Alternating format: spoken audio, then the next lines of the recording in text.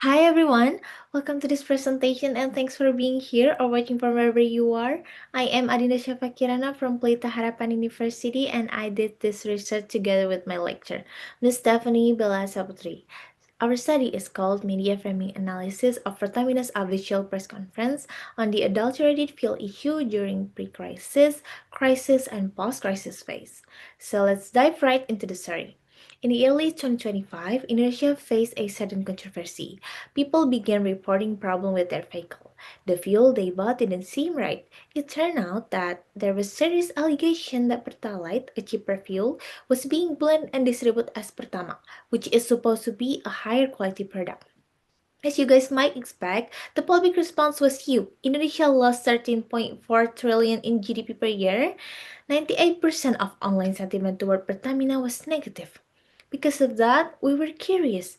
How did the media shape the public understanding of the crisis, especially when Pertamina tried to explain and clarify things through their press conference? To answer that, we start collecting data from the media. We analyzed 6 news articles, 3 is from detikFinance and 3 is from Compass.com. We use purposive sampling, focus only on articles that directly covered Pertamina's official press conference. To get our analysis, we use Pan and Kosicki framing models, which break down the text into 4 dimensions: syntax, script, thematic, and rhetorical structure. We also applied 2 supporting theories. The first one is situational crisis communication theories by Coombs, and the second one is image repair theory by Benoit. This helps us to understand how Pertamina tried to repair its image and how the media filtered that effort. Alright, now let's talk about what we actually found.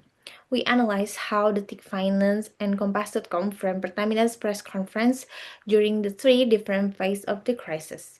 Before it exploded, during the peak, and after it started to calm down. In the pre-crisis phase, the detikFinance treated it like a simple technical issue. Nothing too serious, but Compass.com saw it differently.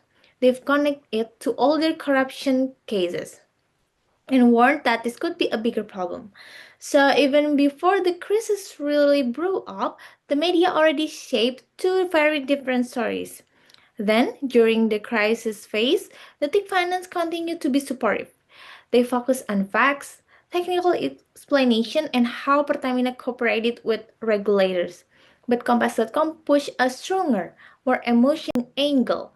They show public anger, political pressure from the parliament, and how consumers were suffering.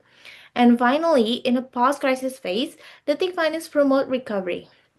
They're talking about CEO doing inspection, Pertamina ESG efforts, and net zero goals. But Compass.com wasn't buying it. They still questioned Pertamina credibility and said public trust wasn't fully restored. So even though both media were reporting on the same press conference, they framed the event very differently, and that shaped how the public interpret Pertamina role.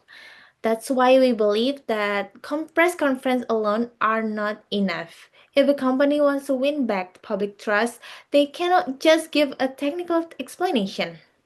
They also need to connect emotionally and build trust with the audience.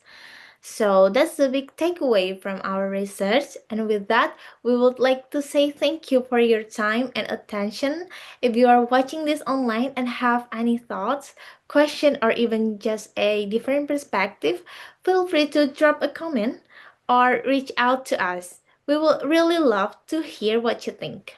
Once again, I'm Adinda Shavakirana, and it's been a pleasure sharing this research with you. Thanks again, and we'll look forward to the conversation.